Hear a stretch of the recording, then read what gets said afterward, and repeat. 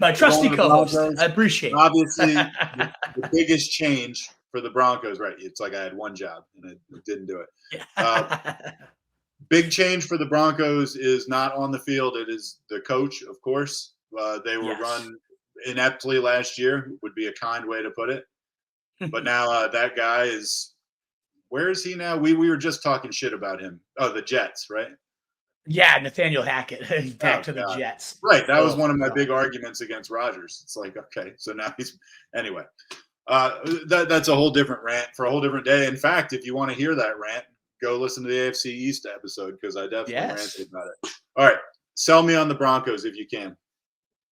I'll do my best, and it is buying the coach narrative 100%. Can Sean Payton save Russ Wilson and the Broncos? And if anybody can, it would be Sean Payton. This guy is among the most brilliant offensive minds this game has seen on that level with Andy Reid as just a brilliant schemer, brilliant play caller. So if somebody can save this guy, it would be him. 14 years with the Saints for Sean Payton. He was top 12 in yards and touchdowns in all but 1 year with those Saints. And even more impressive, in my opinion, in 9 of those 14 years, so 65% of them, top 5 in the league in yards and touchdowns. Now, I get it. Drew Brees was prolific. This was like the ultimate marriage of talented quarterback, of a play caller that knew how to use him. But Brees was with the Chargers for a few years, did nothing of the sort. So I really do think the scheme is just phenomenal. And you look at the end of the career, it wasn't just this all aired out prolific passing game. When Drew Brees was on his back 9, they only ranked 19th, 23rd,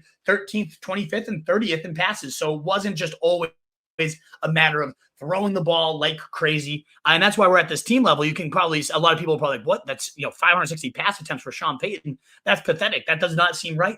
Well, actually, in the last 5 years as a coach, we just gave you that low number of pass attempts, and the run pass ratio, 50-50 in 2021, 51-49, 2020, 59-41, 2019, and then 52-48 in 2018. So in his last 4 seasons, at least all but one of those have been like almost a perfect 50-50 split. So I do expect that. I think he's going to lean on his young running back in Javonte Williams once he gets healthy, and he'll lean on Samaje Perine until then. So I don't expect this to be an aerial bonanza, but I do expect it to be efficient and very, very high-powered if Russ Wilson is actually capable of running that, which is a huge if. I really liked Russell Wilson until what I saw last year. I don't know if that was just one horrendous play caller situation and Russ can bounce back.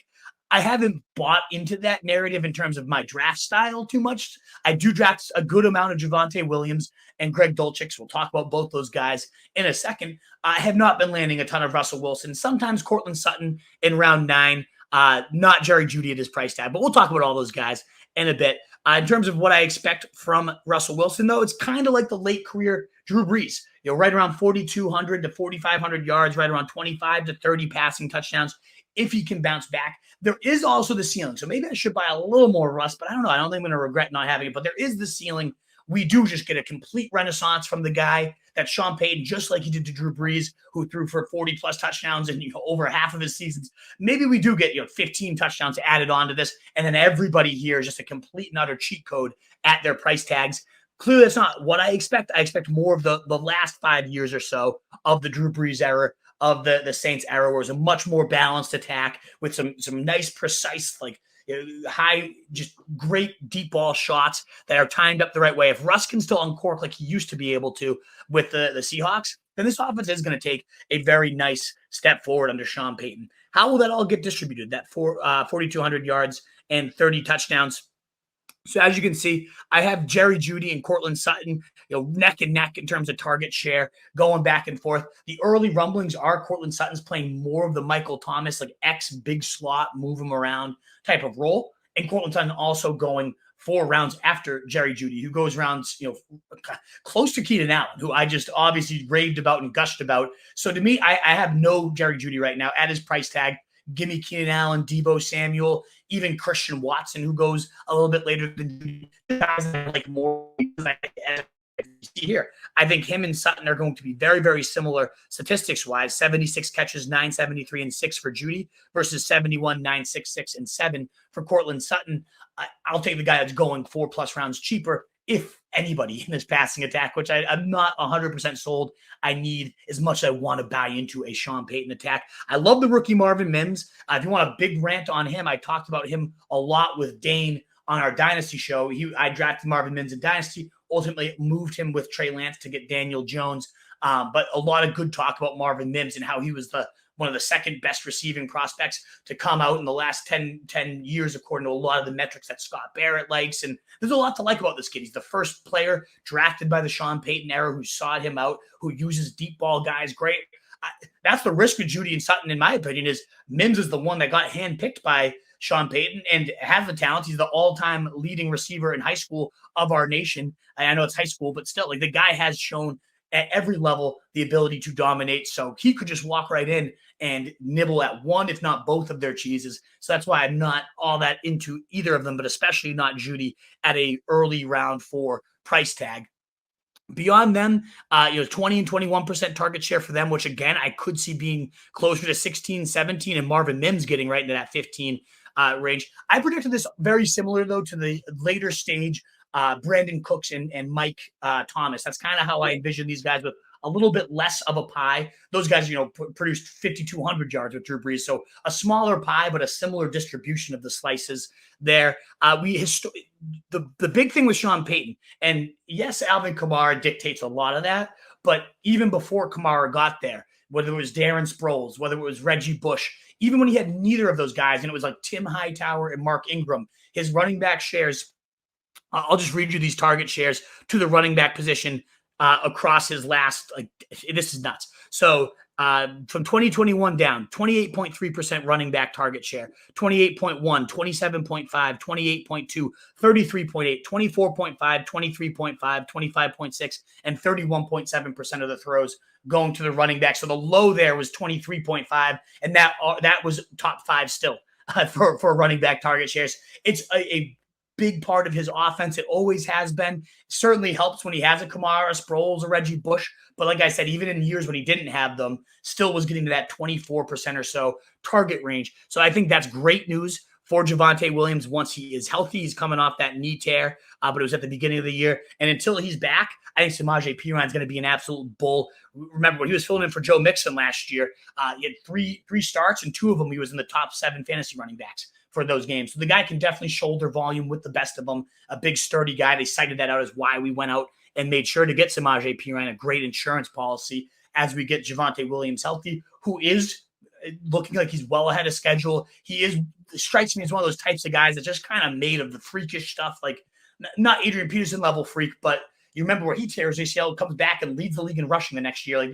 there's just some of these kind of running backs that are just built like beasts. And it sounds like he's just powering through his rehab and looks no worse for the wear right now. He can definitely catch. He had 11 targets in his first game last year, Javonte Williams. So he's a bigger, if he gets used even close to what Alvin Kamara is, Javonte Williams is going to be a monstrous steal, even if it's only for half the season, because he starts on the PUP or whatever it might be. But here I'm projecting him to maybe miss 1, maybe 2 games. That's a big bump up for Samaje Perine for while he might be the starter. And even when Williams is in, we know it's usually a 2-back offense, the Ingram-Kamara type of molds. But there was a season where Ingram and Kamara were both top 7 running backs. That's how good. This is a gold mine offense for running backs. So I do like the backs quite a bit. Certainly Javonte Williams, but especially if he's going to miss some time, I do think Samaje Perine can shoulder that quite well. The only other guy to talk about would be Greg Dulcich. But again, I want to make sure to highlight just how good this offense is for the backs. But I also love Greg Dulcich. He's been cited already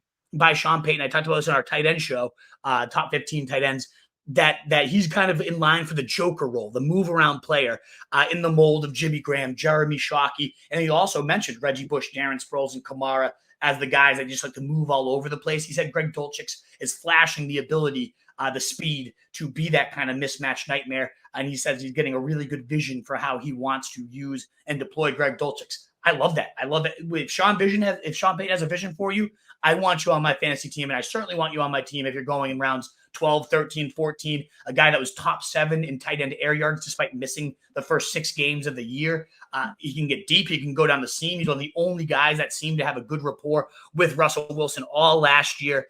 So I'm a big fan of Greg Dulcich. I think he is an absolute steal at the tight end position. I love going Dalton Schultz round 12, Greg Dulcich's round 13, 688 yards, 7 touchdowns, and maybe 55 plus catches. And if he does play that real true Joker role, this could get bumped up to 75 catches. And then you're talking about an absolute cheat code at the position. So I really like Dulcich's just because he has a play caller that definitely knows how to use his talent, mold it the right way. And I'm not just sitting here being like, oh, Jimmy Graham, we got Sean Payton, always the beast. There was a year or two, just 3 seasons ago, that the tight ends saw 11% target share, the lowest in the league. That's what I like about Payton. He figures out what he has and he molds around it. He always will have a good pass catching running back, but then he plays to his scheme. And if the tight end doesn't deserve more than 11% targets, he'll funnel those to the running backs. Kamara saw 33% of the targets that season. So he really does mold to his players. But I do think Dulcich is a guy, the fact that he singled him out and said, this is a guy I'm really excited to mold around, definitely intrigues me. So all those Broncos, I know it was an ugly team last year, Truth. Did I sell you on any of them? Which points rung a bell with you, if any? The only guy all right. I'm always going to have some interest in Javonte Williams just because of the talent. I mean, he's fun to watch. I'm a fan. But really, other than him, the only person I'm even remotely interested in is a late stab at Dulcich. Okay. I mean, I see the value there. I'm so out on Russell Wilson that I cannot even express it, and as a result, I don't know. I feel like that receiving core is, sure, they're talented, but it's kind of like meh. None of them move the needle for me. The guys that you were naming that are going around, Jerry, Jeudy. I mean, I agree with you that Sutton is the guy to get it between him and Jeudy, just based on the price. I think they'll be pretty similar as well. But the guys that you were listing around Jeudy in the draft, tell me some of those guys again that were going around. Honestly, similar to Keenan Allen, we already talked about. That's not a comparison. That's ridiculous. No, not even close, right? And every single draft, somebody takes him. People do love him. I like Jeudy. I don't though. I'm not in love with him at all. Not nearly as much as some other people are out there. No, and the thing with Russell Wilson, I'm not in on many Broncos at all. Yeah. If Russell Wilson does suck to start the year, Peyton did say, we brought Stidham in for a reason. We really like Jarrett Stidham. We think he has an untapped ceiling. So I wouldn't be shocked. It's not like Peyton's married to Russell Wilson. Obviously, he got hired to fix this thing and turn it around. But if he is unfixable, if he just is that bad, which I think he will rebound and be the starter all year. But if Stidham ends up taking over, we saw him start one game last year for the Raiders, and he bombed the 49ers, the best defense in the league. He ended up putting up 4 touchdowns. Adams, I think, had his biggest game of the year with Stidham at quarterback. So it's probably not going to happen, but I do think that's kind of the boost the floor a little bit of the receiving products, that the fact that they have actually something potentially viable behind Russell Wilson that Sean Payton really singled out as a guy that he really desired as his backup. That buoys the floor just a little bit. If Russell Wilson does completely blow, I don't think Payton will hesitate to rip him out as a starter and put in Stidham. God, man, there's a lot of people with a lot invested in Wilson being successful. Like these people that gave him all this money. Like, man. Anyway, I agree. I think he's going to have a pretty long leash. Yeah. Wilson. Yeah. Probably. I think he's going to be okay. Clearly, I'm not projecting him to bomb second year in a row. I think he'll be mediocre. I don't think he's going to be a disaster. I don't think he's going to return to his old form. I think he'll be like, all right. All right. Fair enough. What is up, you fantasy wolf? Thanks so much for tuning in. If you haven't already, share your thoughts in the comments. Check out some more videos and join the newest Wolfpack by subscribing below.